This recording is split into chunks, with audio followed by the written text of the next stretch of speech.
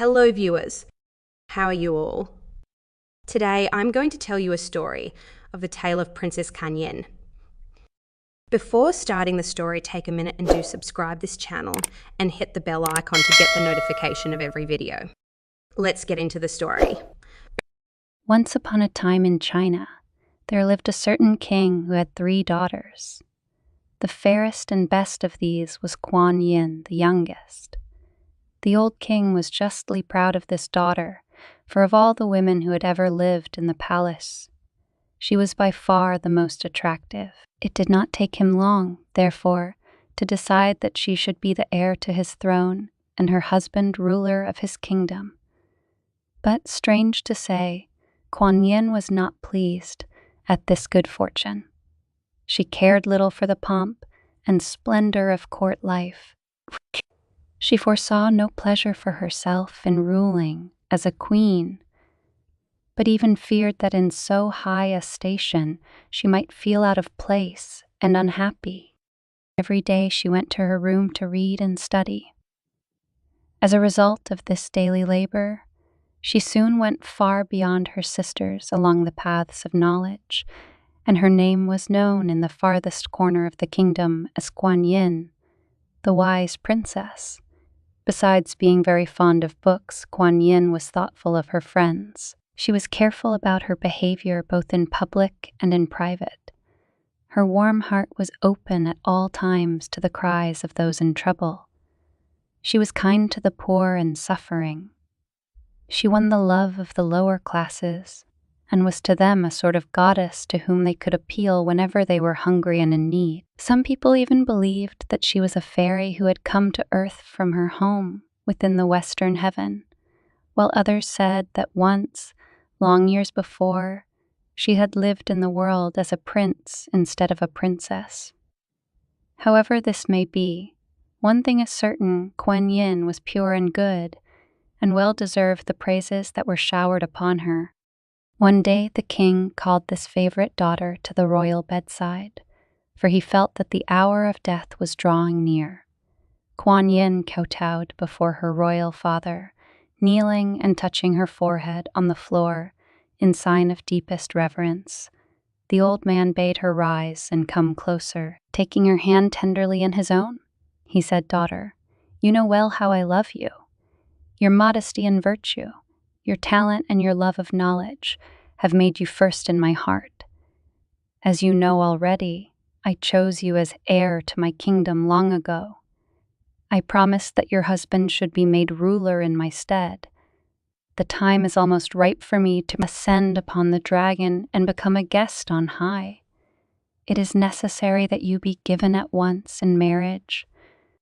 "But, most exalted father," faltered the princess, "I am not ready to be married." "Not ready, child? Why, are you not 18? Are not the daughters of our nation often wedded long before they reach that age? Because of your desire for learning, I have spared you thus far from any thought of a husband, but now we can wait no longer. Royal father, hear your child, and do not compel her to give up her dearest pleasures. Let her go into a quiet convent where she may lead a life of study." The king sighed deeply at hearing these words. He loved his daughter and did not wish to wound her. "Kuan Yin," he continued, "do you wish to pass by the green spring of youth, to give up this mighty kingdom? Do you wish to enter the doors of a convent where women say farewell to life and all its pleasures? No, your father will not permit this. It grieves me sorely to disappoint you, but 1 month from this very day you shall be married. I have chosen for your royal partner a man of many noble parts. You know him by name already, although you have not seen him. Remember that, of the 100 virtues, filial conduct is the chief, and that you owe more to me than to all else on earth." Kuan Yin turned pale. Trembling, she would have sunk to the floor, but her mother and sisters supported her, and by their tender care brought her back to consciousness. Every day of the month that followed, Kuan Yin's relatives begged her to give up what they called her foolish notion. Her sisters had long since given up hope of becoming queen. They were amazed at her stupidity.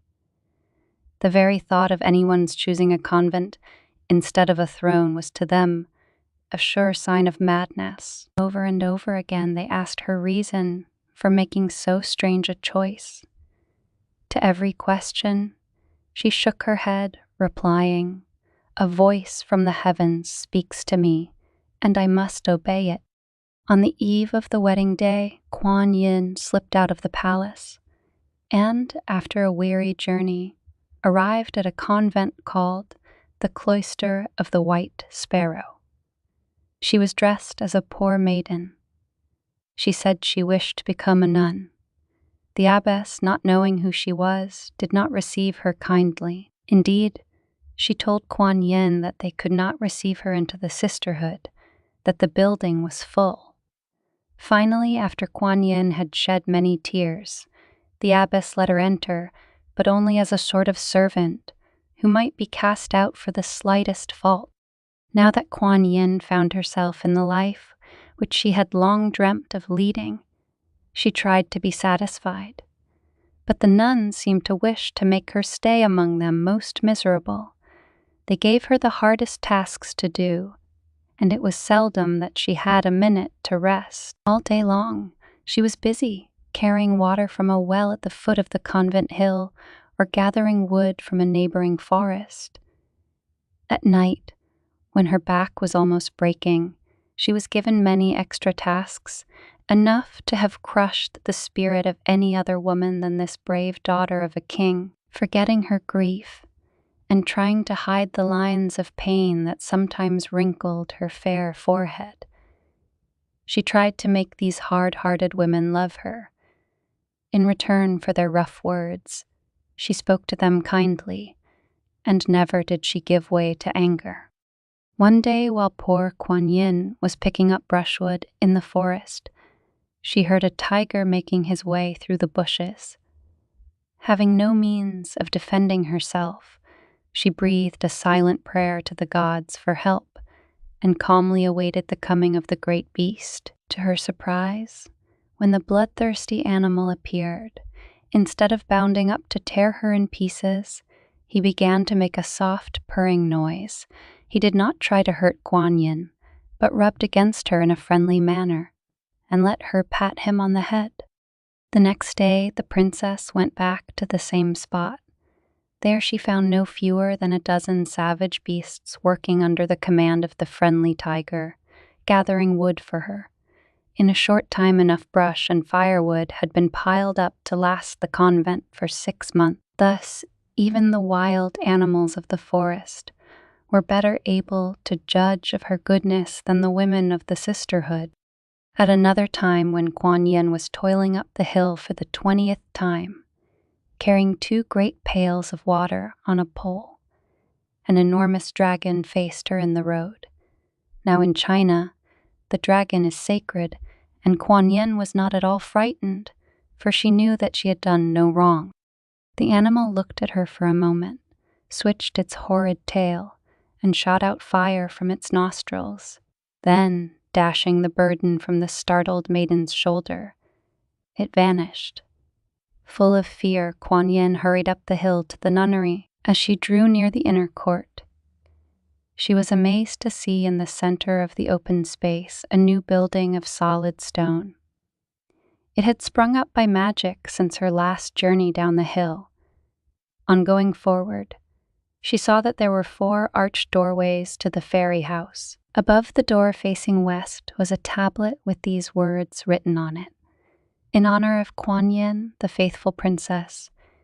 Inside was a well of the purest water, while for drawing this water there a strange machine, the like of which neither Kuan Yin nor the nuns had ever seen. The sisters knew that this magic well was a monument to Kuan Yin's goodness. For a few days they treated her much better. "Since the gods have dug a well at our very gate," they said, "this girl will no longer need to bear water from the foot of the hill." For what strange reason, however, did the gods write this beggar's name on the stone? Kuan Yin heard their unkind remarks in silence. She could have explained the meaning of the dragon's gift, but she chose to let her companions remain in ignorance. At last, the selfish nuns began to grow careless again and treated her even worse than before. They could not bear to see the poor girl enjoy a moment's idleness. "This is a place for work," they told her. "All of us have labored hard to win our present station. You must do likewise." So they robbed her of every chance for study and prayer and gave her no credit for the magic well.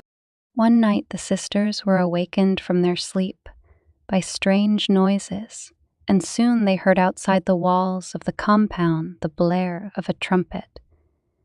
A great army had been sent by Kuan Yin's father to attack the convent, for his spies had at last been able to trace the runaway princess to this holy retreat. "Oh, who has brought this woe upon us?" exclaimed all the women, looking at each other in great fear. "Who has done this great evil?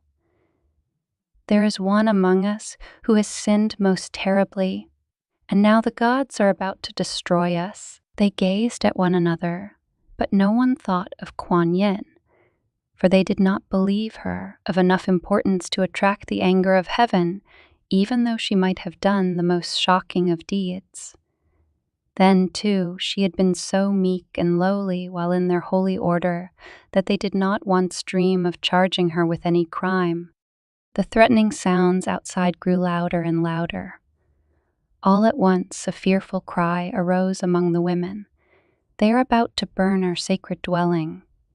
Smoke was rising just beyond the enclosure where the soldiers were kindling a great fire, the heat of which would soon be great enough to make the convent walls crumble into dust. Suddenly a voice was heard above the tumult of the weeping sisters. "Alas, I am the cause of all this trouble." The nuns, turning in amazement, saw that it was Kuan Yin who was speaking. "You?" they exclaimed, astounded. "Yes, for I am indeed the daughter of a king. My father did not wish me to take the vows of this holy order. I fled from the palace. He has sent his army here to burn these buildings and to drag me back a prisoner. Then, see what you have brought upon us." "Miserable girl," exclaimed the abbess, "see how you have repaid our kindness. Our buildings will be burned above our heads. How wretched you have made us. May heaven's curses rest upon you." "No, no," exclaimed Kuan Yin, springing up and trying to keep the abbess from speaking these frightful words. "You have no right to say that, for I am innocent of evil.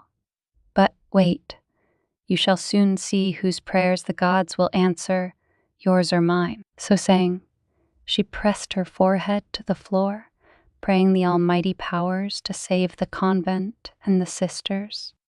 Outside, the crackling of the greedy flames could already be heard. The Fire King would soon destroy every building on that hilltop. Mad with terror, the sisters prepared to leave the compound and give up all their belongings to the cruel flames and still more cruel soldiers. Kuan Yin alone remained in the room, praying earnestly for help. Suddenly a soft breeze sprang up from the neighboring forest. Dark clouds gathered overhead, and although it was the dry season, a drenching shower descended on the flames.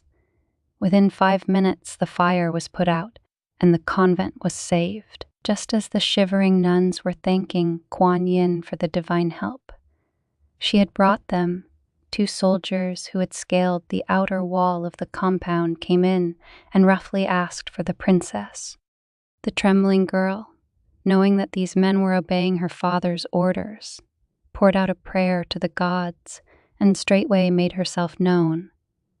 They dragged her from the presence of the nuns who had just begun to love her. Thus disgraced before her father's army, she was taken to the capital. On the morrow, she was led before the old king. The father gazed sadly at his daughter, and then the stern look of a judge hardened his face as he beckoned the guards to bring her forward. From a neighboring room came the sounds of sweet music. A feast was being served there amid great splendor. The loud laughter of the guests reached the ears of the young girl as she bowed in disgrace before her father's throne. She knew that this feast had been prepared for her and that her father was willing to give her one more chance. "Girl," said the king, at last regaining his voice in leaving the royal palace on the eve of your wedding day, "not only did you insult your father, but your king. For this act, you deserve to die. However, because of the excellent record you had made for yourself before you ran away, I have decided to give you one more chance to redeem yourself. Refuse me, and the penalty is death. Obey me, and all may yet be well. The kingdom that you spurned is still yours for the asking. All that I require is your marriage to the man whom I have chosen. And when, most august king, would you have me decide?" asked Kuan Yin earnestly. "This very day, this very hour, this very moment," he answered sternly. "What? Would you hesitate between love upon a throne and death?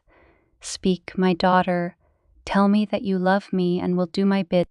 It was now all that Kuan Yin could do to keep from throwing herself at her father's feet and yielding to his wishes, not because he offered her a kingdom, but because she loved him and would gladly have made him happy. But her strong will kept her from relenting. No power on earth could have stayed her from doing what she thought her duty. "Beloved father," she answered sadly, and her voice was full of tenderness, "it is not a question of my love for you, of that there is no question. For all my life I have shown it in every action. Believe me, if I were free to do your bidding, gladly would I make you happy. But a voice from the gods has spoken, has commanded that I remain a virgin, that I devote my life to deeds of mercy. When heaven itself has commanded, what can even a princess do but listen to that power which rules the earth?" The old king was far from satisfied with Kuan Yin's answer. He grew furious. His thin, wrinkled skin turned purple as the hot blood rose to his head. "Then you refuse to do my bidding. Take her men. Give to her the death that is due to a traitor to the king." As they bore Kuan Yin away from his presence, the white-haired monarch fell, swooning, from his chair. That night, when Kuan Yin was put to death, she descended into the lower world of torture. No sooner had she set foot in that dark country of the dead than the vast region of endless punishment suddenly blossomed forth and became like the gardens of paradise. Pure white lilies sprang up on every side, and the odor of a million flowers filled all the rooms and corridors. King Yama, ruler of the dominion, rushed forth to learn the cause of this wonderful change. No sooner did his eyes rest upon the fair young face of Kuan Yin than he saw in her the emblem of a purity which deserved no home but heaven. "Beautiful virgin, doer of many mercies," he began after addressing her by her title, "I beg you in the name of justice to depart from this bloody kingdom. It is not right that the fairest flower of heaven should enter and shed her fragrance in these halls. Guilt must suffer here, and sin find no reward. Depart thou, then, from my dominion.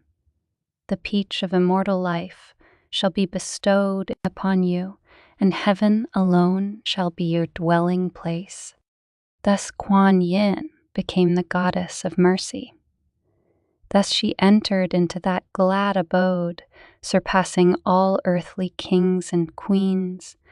And ever since that time, on account of her exceeding goodness, thousands of poor people breathe out to her each year their prayers for mercy. There is no fear in their gaze as they look at her beautiful image, for their eyes are filled with tears of love. This is the end of the story. If you liked today's video, then hit the subscribe button and share with others.